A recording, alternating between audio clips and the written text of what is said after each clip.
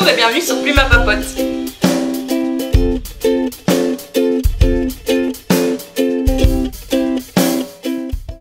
Hello les gens, ça fait super longtemps qu'on ne s'est pas vu et je suis ravie de reprendre enfin cette chaîne en main. C'est pas tout ça, mais depuis la dernière fois, il y a beaucoup de petits nouveaux dans ma bibliothèque. Alors je sais que j'avais dit que les book hauls c'était pas si facile que ça, c'était peut-être pas un exercice si intéressant, mais j'ai trop envie de vous montrer certains de mes nouveaux livres et voilà quoi. Voilà, j'ai envie. Alors, en mai, je suis allée en Angleterre. D'ailleurs, vous avez pu voir le vlog de mon voyage en Angleterre la semaine dernière. Il n'y avait pas tout dans ce vlog parce que c'est très compliqué à filmer un vlog. Mais voilà, le voyage en Angleterre, c'était top et j'en ai profité pour acheter certains livres et je savais que je voulais ces livres-là. Le premier livre que j'ai acheté, c'est... Tadam! Gemini, ou Gemina. Donc c'est la suite d'Illuminae. Le tome 1 était un coup de cœur. J'ai fait une vidéo spéciale pour ce livre que je vous invite à aller voir. Il suffit de cliquer sur le petit i là. Ou il est peut-être là. Enfin, il y aura un petit i et vous tomberez directement sur la vidéo. Ceci est la suite. Il s'agit d'un space opéra. J'ai trop hâte de le lire puisque le livre en lui-même est rédigé d'une façon assez surprenante. Je pense que ça fera encore son effet cette fois-ci, même si c'est le deuxième tome. Et je ne l'ai pas encore lu parce qu'en fait c'est ma récompense. Voilà, je l'ai depuis le mois de mai, mais tant que j'ai pas fini mon mémoire, tant que j'ai pas réussi mon mémoire, je peux pas le lire.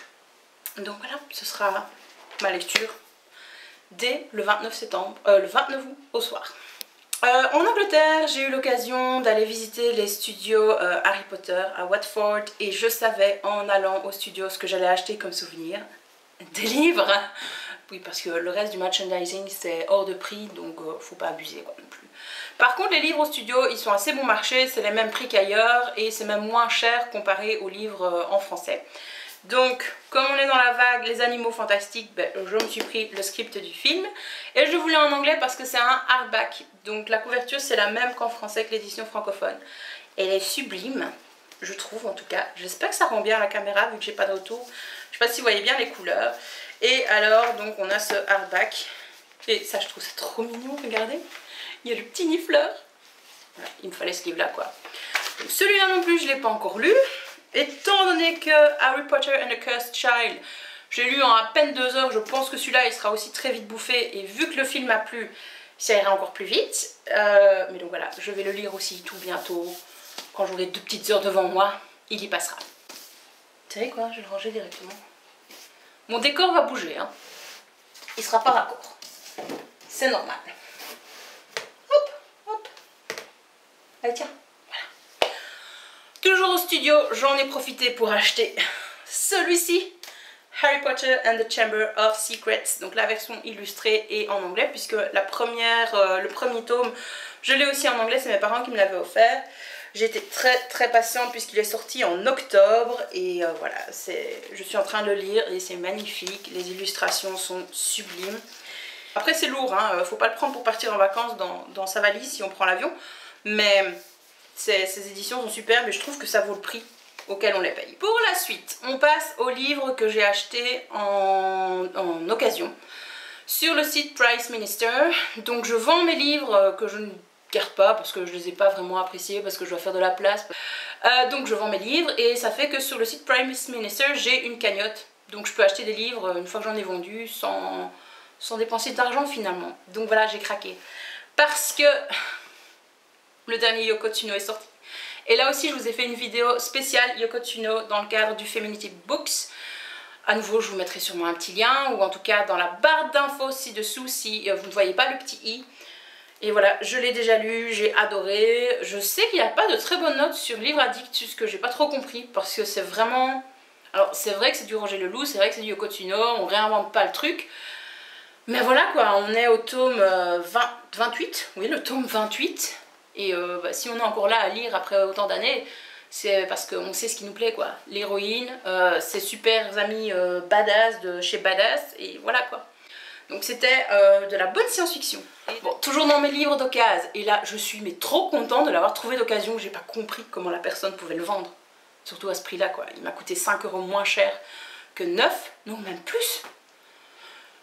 Il m'a coûté bien moins cher que neuf parce que les 5 € de différence étaient avec les frais de port. donc la personne l'a bradé quoi, qui vend ses livres, ce livre d'occasion. C'est genre le livre que tu dois garder à vie dans ta bibliothèque. Hein? Bon, pour ceux qui ne le connaissent pas, voici le tome 3 de la Passe Miroir par Christelle Dabos. Et il s'agit de la mémoire de Babel. Celui-là, je l'ai lu, et lu, et lu. J'ai adoré, je l'ai dévoré en 2 jours. Et mon Dieu, c'est un coup de cœur, c'est un coup de cœur. Mais je peux pas vous en dire grand-chose, hein, puisque c'est un 3e tome. Donc voilà. Sachez seulement que donc, dans la Passe Miroir, on suit l'héroïne Ophélie, qui habite sur son arche. Une arche, c'est un morceau de terre qui est suspendu en l'air, dans l'univers. Et donc, c'est pas notre univers à nous, c'est très différent. Et Ophélie a un pouvoir particulier, elle peut animer les objets. Et elle peut également passer à travers les miroirs. Donc, on la retrouve sur son arche au moment où elle va être fiancée avec un gars d'une autre arche, avec Thorn. Et voilà, ben, c'est trop beau cette histoire. Et j'ai plein de choses à dire sur ce livre, mais je peux pas, c'est un 3e tome, donc je vais vous spoiler. Mais lisez la Passe Miroir quoi. Lisez, lisez, lisez. C'est magnifique. Pour la suite, j'avoue, j'ai craqué mon slip. En fait, il y a de ça un peu plus d'1 an, je crois. Je sais plus exactement. J'ai lu Marked Men, le tome 1. Au fait, ça se dit bien Marked Men. Hein. D'accord les gars, arrêtez de dire Marked Men, s'il vous plaît. Je suis désolée, je suis prof d'anglais, mais Marked Men... Market Men, je sais même pas comment vous arrivez à le dire facilement. Market Men, non, le ED ne se prononce jamais ED en anglais. Jamais, jamais, jamais. Après, vous pouvez faire des erreurs, hein, mais non, c'est Marked Men. Donc, comme je disais, après cette petite interlude, j'ai lu le tome 1 de Marked Men sur ma liseuse, il y a de ça 1 an. Je l'avais eu pour pas très cher. Et j'avais trouvé cette histoire d'amour assez sympa. Donc, c'est une, pour ceux qui ne connaissent pas, c'est une romance entre... comment il s'appelait déjà lui? Shaw, c'est la fille? Oui, c'est Shaw. Et c'était Rule, c'est ça? Oui, c'était Rule. Rule et Shaw. Et ils ont une histoire assez conflictuelle. Rule, il a aussi une histoire très conflictuelle avec ses parents. Et j'ai vraiment apprécié cette histoire d'amour parce que, oui, on se doute bien qu'ils vont finir ensemble à la fin. Mais les personnages n'étaient pas si lisses que ça. Il y avait quand même un travail de fond qui était fait sur la recherche des personnages, sur l'histoire, ça coulait pas de source. Et ce que j'appréciais, c'est que les problèmes que les 2 héros rencontraient dans leur histoire d'amour, c'est pas des problèmes qui se créaient eux-mêmes. Voilà, il y avait vraiment une raison un petit peu psychologique, on va dire. Donc voilà, j'avais vraiment trouvé ça assez sympa. Et donc je m'étais dit, ouais, je vais continuer la saga, surtout que dans le tome 1, on parle du frère de Rule. Et lui m'a vraiment donné envie de lire son histoire à lui, quoi, hein, de son futur couple. Le petit problème, c'est qu'on ne parle pas de ce jeune homme dans le tome 2, mais dans le tome 3.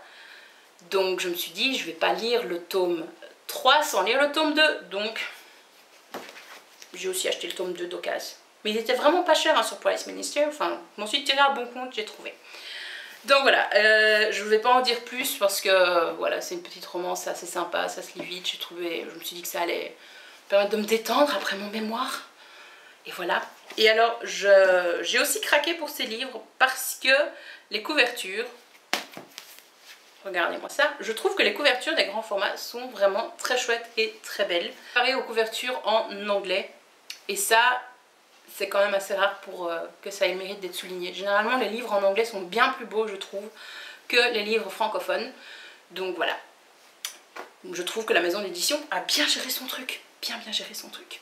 Ah oui, et si vous voulez les lire, sachez qu'ils sont sortis en format poche, en tout cas les 3 premiers tomes. Donc voilà. Bon, bah jusque là, vous devez vous dire, bah 7 livres depuis le mois de mai, ça va, hein, pour une booktubeuse. C'est quand même pas la mer à boire. Sauf que bah, je me suis pas arrêtée là. Non, je me suis pas arrêtée là, puisque vous le savez très certainement, il y a eu la petite OP des éditions Milady, Brajlon et Castlemore, je crois que c'est ça, oui, Castlemore. Et donc, 5 jours, 100 livres par jour à 99 cents, eh bien, je n'ai pas résisté. Mais j'ai essayé quand même de limiter les dégâts et de ne pas faire comme leur dernière opération et d'acheter 65 livres. Bon alors, le premier jour, j'ai essayé d'être extrêmement raisonnable et je me suis dit, non mais tu vas pas aller dans le rayon fantasy, n'y va pas. Tu sais que tu vas craquer, donc non. Et alors, t'achètes pas de romance, t'en as acheté suffisamment la dernière fois. Donc t'arrêtes avec ça. Tu prends vraiment les livres qui te font vraiment envie. Bon, je sais pas si vous avez cru, hein, mais Voilà, je n'ai pas tenu mes résolutions, j'ai acheté 20 livres lors de cette opération. Alors au début, je me suis dit, j'ai un petit peu m'attarder sur des récits de vie, des choses dans le genre, donc j'ai acheté Les mots d'Éden, qui a l'air d'être un chouette livre sur le coming out. Enfin chouette, si le thème, enfin je pense que le thème ne doit pas être très très joyeux, mais voilà, ça a l'air d'être quelque chose de contemporain, de plus ou moins réaliste, et voilà, j'ai craqué. Surtout que sur la page Facebook de l'opération, ils le vendaient super bien. Ensuite, j'ai quand même acheté de la romance. Oui, je me suis dit c'est l'été, ça va être l'été, il faut quand même avoir des petites lectures légères. Donc j'ai acheté Takeover, le tome 1 et le tome 2, que j'ai déjà lu et je vous en parlerai dans une prochaine papote lecture. Toujours dans les trucs de romance gay, j'ai acheté aussi Mission Séduction, que j'ai déjà lu également. C'est aussi une petite romance, voilà, il n'y a rien de transcendant, je vous en parlerai prochainement. Dans la même veine, j'ai acheté Après l'effort, ça aussi je vous en parlerai en long et en large. De celui-là, je vous en parlerai peut-être un petit peu plus. Et attendez, qu'est-ce que j'ai encore acheté en romance? Je cherche. Ah oui, Le Charme des Magpies. Alors je sais pas si c'est vraiment de la romance parce que je ne l'ai pas encore lu, mais c'était présenté un petit peu comme ça. Et également, attendez, je vais trouver. Également acheté Pour une danse. Par contre, celui-là, je pense que c'est pas vraiment une romance, j'en sais trop rien. Mais ça a l'air d'être un Billy Elliot remanié. Va-t-on la mouche? Donc pour une danse, ça a l'air d'être quelque chose un peu style Billy Elliot. Donc je suis vraiment intéressée, j'aimerais voir un petit peu ce que ça peut donner. Et j'en ai oublié un point de vue de la romance, mais à mon avis c'est pas non plus une romance, parce que la façon, je vous regarde pas pardon, la façon dont ils en ont parlé sur la page Facebook de Milady, au début je l'ai laissé passer, je me suis dit non tu l'achèteras pas, et puis ils en ont fait mais genre la promo, le jour où il était en promo. Et on se dit en lisant le résumé, waouh! Et puis tous les gens en commentaire disaient ouais il est trop bien, il faut absolument lire, etc. Donc voilà, je l'ai acheté aussi. Et je suis en train d'essayer de retrouver, voilà, c'est À l'ombre de nos secrets. Un dernier livre quand même en romance, et là j'ai craqué, j'ai vraiment, je sais pas ce que j'ai fait. J'ai acheté Le Guerrier Sauvage. Déjà rien que le nom, vous avez compris de quoi ça parle, hein. Donc c'est Aventurier des Highlands, la trilogie. Je pense que c'est une trilogie ou une saga. Ben voilà, comme si j'avais pas assez de livres avec des Highlanders ou des cowboys, des trucs dans le genre. Ben, je me suis dit à 99 cents, allez, c'est un petit livre à avoir au cas où, tu le liras quand on aura envie. Je vous parle également d'un livre dont j'avais très envie depuis très longtemps, et ce livre c'est 14-14. Alors c'est le seul livre jeunesse que j'ai acheté. Et il m'intrigue depuis sa sortie 14-14, et il m'intrigue encore d'autant plus parce que les élèves de ma classe doivent le lire pour le cours de français. Et donc voilà, je me suis dit, bah tiens, je vais le lire. Ça a l'air vraiment sympa. Je me suis procuré également un autre livre qui s'appelle Wild Heart. Alors celui-là, il m'a attiré parce que le titre est resté en anglais. Et je me suis dit, tiens, pourquoi pas, ça doit être sympa. Mais à nouveau, je sais pas vous en dire grand chose. Et vous m'avez entendu hein, vous dire que non, je restais très loin du rayon fantasy. Ben ça non plus j'ai pas fait, hein. Très clairement j'ai acheté quelques fantasy. Donc je me suis dit que j'allais soutenir des auteurs francophones, et même si j'ai acheté que le livre à 99 cents, donc je me demande s'il touche vraiment beaucoup d'argent avec cette vente. À mon avis rien du tout. Mais donc voilà, j'ai acheté La Main de l'Empereur, donc c'est le tome 1 d'Olivier Gay. C'est un auteur dont on entend pas mal parler sur Booktube, et voilà, et ça m'intriguait, j'avais envie de le découvrir, donc je l'ai acheté. Alors il y avait plusieurs livres aussi de Samantha Bailey qui étaient en vente, et j'ai hésité, je me suis dit non, je vais pas prendre du contemporain, ça me plaira pas trop. Donc j'ai acheté son roman fantasy qui s'appelle Horizon. Toujours en fantasy, j'ai craqué pour Les Épées de glace, le tome 1. Ça a l'air d'être super bien, je crois que j'en ai entendu parler sur une chaîne, mais je sais plus laquelle. Donc voilà, ça va l'air bien. J'ai aussi craqué pour Les Ombres de Willstadt. Je sais pas si ça se prononce, je sais pas si je prononce ça correctement. Quand j'ai été voir sur Livre Addict, j'ai vu les notes et apparemment ça avait l'air génial, donc je me suis dit vas-y, on va craquer, je le prends. Ensuite j'ai craqué pour plusieurs livres de Mercedes Lackey, qui est une auteure que j'ai déjà lue, donc j'ai déjà lu une de ses trilogies, et en fait ces trilogies se combinent ensemble et font une immense saga d'environ 15 tomes si je me souviens bien. Et moi je savais pas ça quand j'ai commencé à lire Mercedes Lackey, donc j'ai commencé une trilogie en plein milieu du truc quoi. Et donc depuis, je me dis, mais je reprendrai bien au début, faire dans l'ordre chronologique de l'histoire. Donc la dernière fois que Milady avait fait une opération,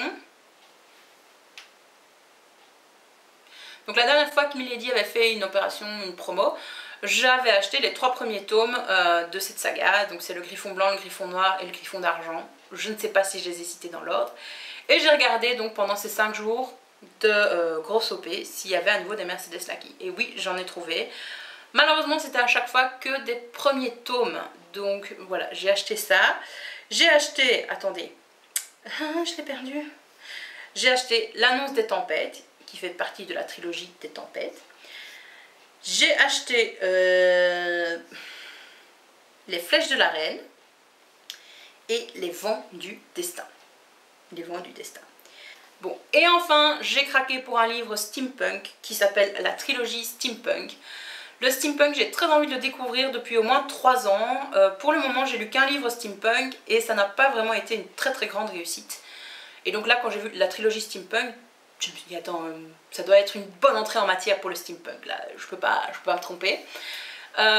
J'ai vu aussi que Pauline de la chaîne Patatras l'avait acheté, elle en avait parlé en grand bien, donc ça m'a conforté dans mon choix par après. Ouais, je suis rassurée sur cet achat. Par contre, à nouveau, je ne sais pas vous en parler puisque je me suis plutôt référée au titre plutôt qu'au résumé pour l'acheter. Avant-dernier livre que j'ai acheté, j'ai craqué pour un Jojo Moyes qui s'appelle Sous le même toit. Bon, Jojo Moyes, je pense qu'on ne doit plus la présenter suite à son succès pour Avant toi. C'est Before You, hein, c'est ça? After You? Before You? Bon, enfin, ce livre-là, quoi, et qui a été adapté en film. Je pense que quasi tout le monde a lu un livre de Jojo Moyes. Moi, ce n'était pas le cas. Donc voilà, je me méfie un petit peu des auteurs qu'on encense autant. Et je m'étais dit, non, je ne vais pas lire celui-là. Je ne vais pas lire celui que tout le monde a lu. Et ici, ben voilà, Milady le sortait à 99 cents et il sortait Sous le même toit, que je connaissais absolument pas, que j'ai déjà lu, et donc je vous parlerai dans un prochain point lecture.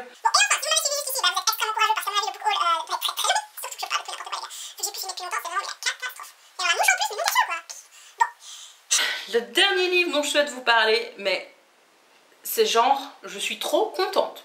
Mais trop contente. J'ai acheté, mais par pur hasard, Protection rapprochée, qui fait partie de la saga Zero at the Bone, le tome 1.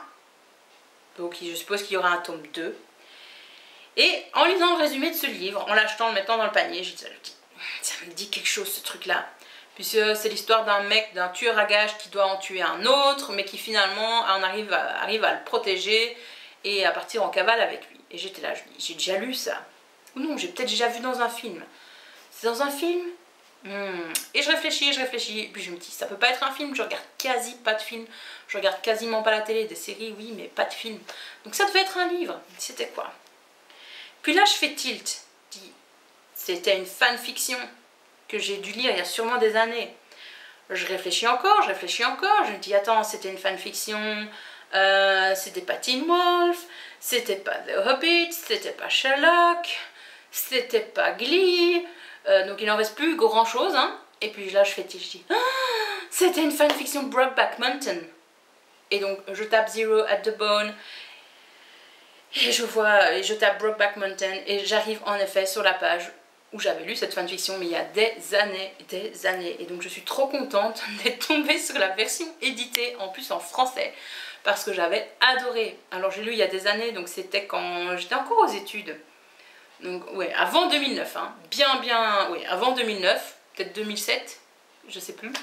Donc j'ai lu cette fanfiction en 2007 ou 2008, et j'avais adoré. Et donc de voir que l'auteur a été traduit en français, que ça a été publié, je savais que ça avait été publié en anglais mais je l'avais jamais acheté, et ben voilà. Et le fait de aussi tomber sur un livre comme ça, vous dites, ça ramène en arrière, hein. Je dis ouais, ça fait un bail.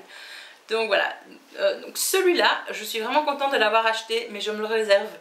Je vais pas le lire tout de suite, vous voyez, je sens que je vais à nouveau adorer l'histoire.